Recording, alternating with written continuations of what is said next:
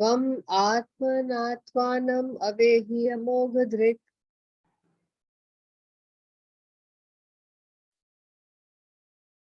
मैं बोलूं? अच्छा, त्वम आत्मानात्मानम अवेहि अमोघ दृक् Parasya pumsah paramatmanah kalam. परस्य पुंसः परमात्मनः कलाम् Ajam prajatam jagatah shivayatan. अजं प्रजातं जगतः शिवाय तं तन् Mahano bhavya bhudayo adhiganyatam. महानुभाव भूयोदयो अभिगन्ध्यताम्. Translation: your goodness has perfect vision. You yourself can know the supreme personality of Godhead because you are present as the plenary portion of the Lord. Although you are birthless, you have appeared on this earth for the well-being of all people.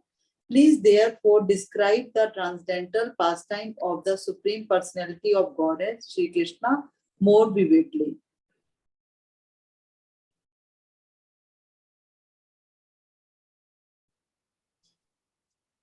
Okay. So, Shri, who is saying to whom? Sheila Vyasdev is saying to नहीं शीला व्यासदेव को बोल रहे हैं और नारद मुनि is saying to Vyasdev. Okay.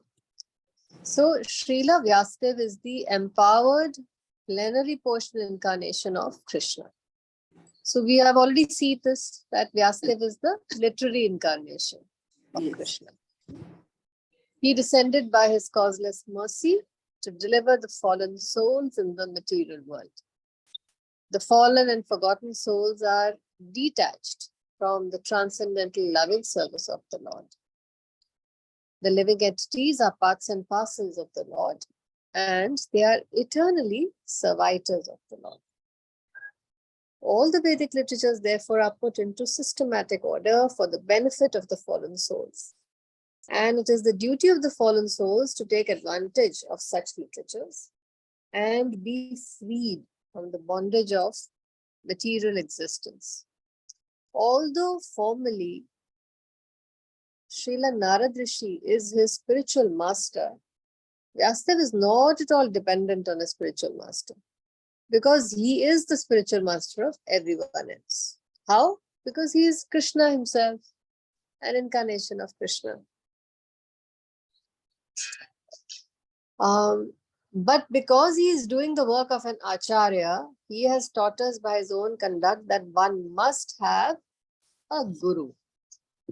मतलब भगवान अपने आचरण से ये सिखा रहे हैं कि even if he is God, he still follows the rules and regulations of this world. And for any spiritual subject matter, one has to have a guru. So Chaitanya Mahaprabhu also, when he came, he found a guru, took diksha from him, took sannyas diksha from a guru. Not that, I don't need sannyas diksha since I've, God himself. They follow the rules and regulations of this world so that yad yad acharati shreshtas tat tat evetaro jana. Whatever a great man does, common people will simply copy and follow. Therefore, they follow all these rules and regulations. So he has taught us by his own conduct that one must have a guru. Lord Krishna, Lord Ram, Chaitanya Mahaprabhu, all of them had gurus. Although by their nature, transcendental nature, they were cognizant of all knowledge. They are themselves the compiler of the Vedas. So उनको guru की क्या जरूरत है? अरे खुद वेद उनमें से ही आ रहे हैं. Still, to set an example for humankind, they did this. In order to direct people in general to the lotus feet of Krishna, he himself, in the incarnation of Vyasadeva, is delineating the transcendental pastimes of the Lord. So I think this verse is quite self-explanatory. Any questions here, or shall we go to the next one? Next verse, Mataji. Yeah.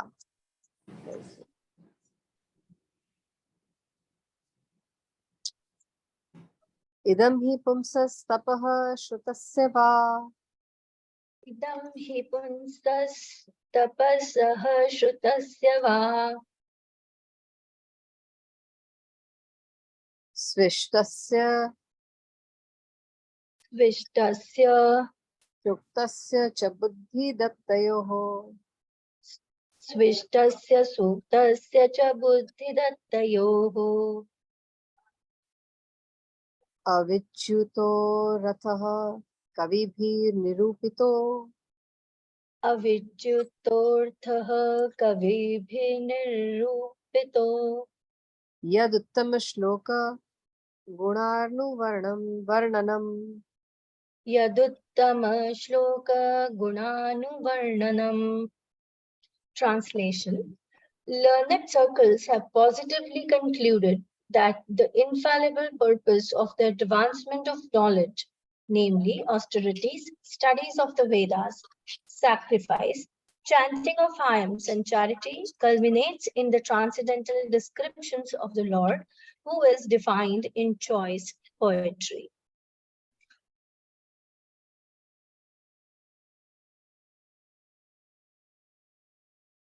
Okay. So, human intellect is developed for advancement of learning in art, science, philosophy, physics, chemistry, psychology, economics, politics, etc.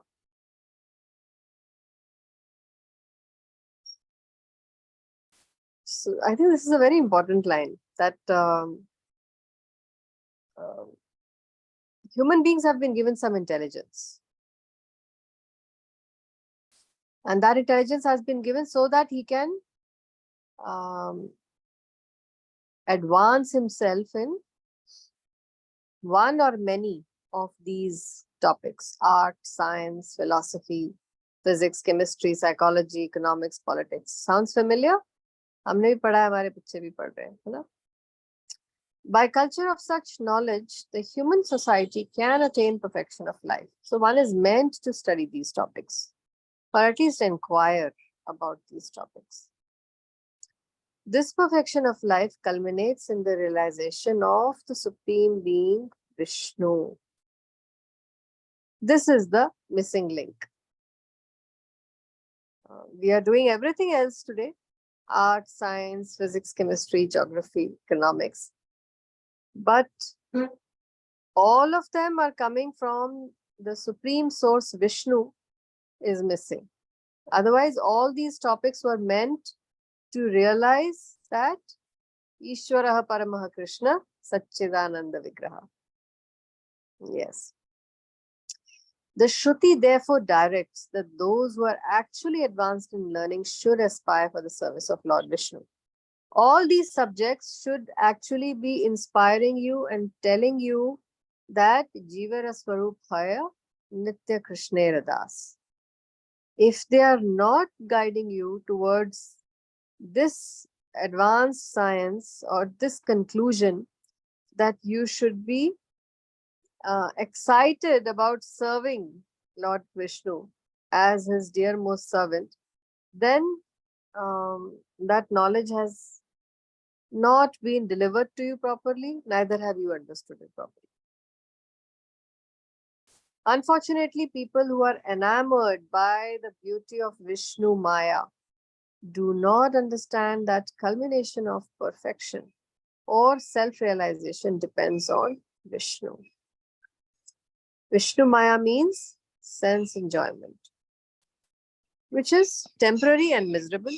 But those who are entrapped by Vishnu Maya, they utilize the advancement of knowledge for sense enjoyment. Sri Narad Muni has explained that all paraphernalia of the cosmic universe is but an emanation from the Lord out of his different energies, because the Lord has set in motion by his inconceivable energy the actions and reactions of the created manifestation.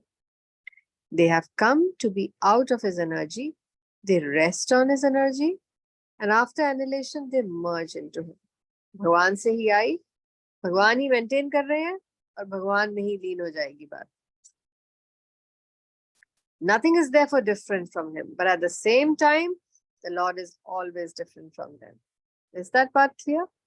Everything is coming from him, even all the Yog Maya or all the Maya, Mahamaya that we see around us, the enjoyment of this material world, everything comes, they're all energies of the Lord, but they are not the Lord himself, just parts and parcels of the Lord. So major difference kya hai? That God is the complete whole. And all these other energies are just parts of the Lord. When advancement of knowledge is applied in the service of the Lord, the whole process becomes absolute. So हम advancement of knowledge तो कर रहे हैं आज, even going abroad for degrees.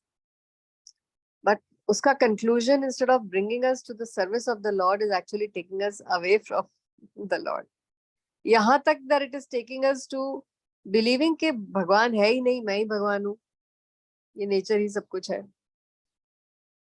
Therefore, our knowledge has let us down. That's not real knowledge. All the sages and the devotees of the Lord have recommended that art, science, philosophy, physics, chemistry, psychology, and all other branches of knowledge should be wholly and solely applied in the service of the Lord. This is such a big statement. Matlab, it has been mentioned, art, science, philosophy, physics, chemistry, all of them should be applied in the service of the Lord. If you look back, Vedic India was doing it. All of it was being very systematically being done to glorify Krishna. Art, all paintings, all sculpture that you see even today, 50,000-year-old temples, caves, all of them depicted the Vedas, isn't it?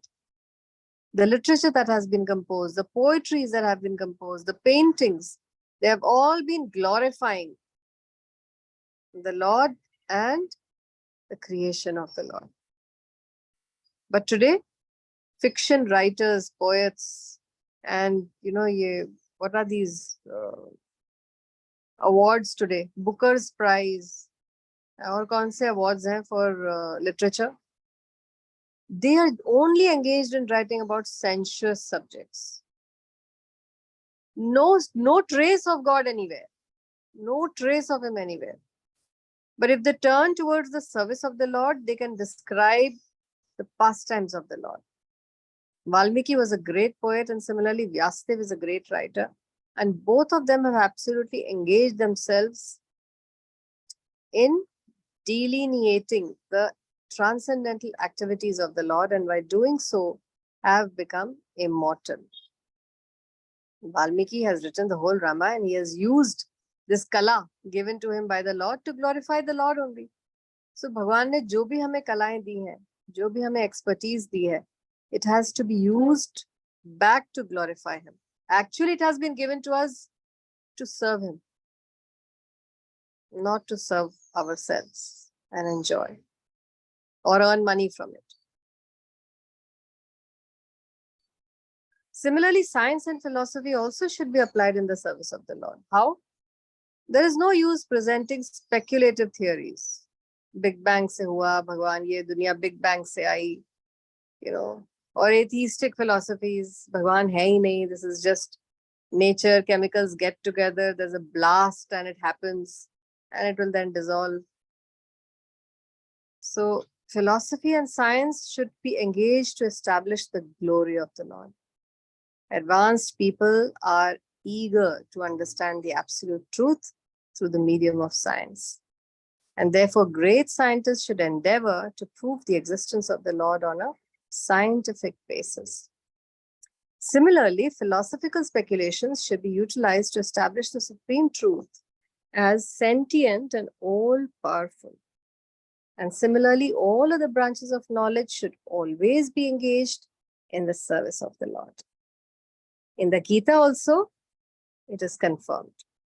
All knowledge not engaged in the service of the Lord is but nescience. What is nescience?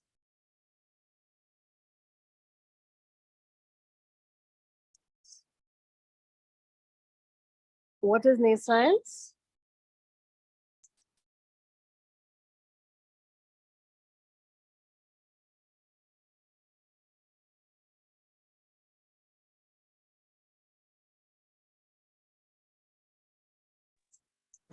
Lack of knowledge.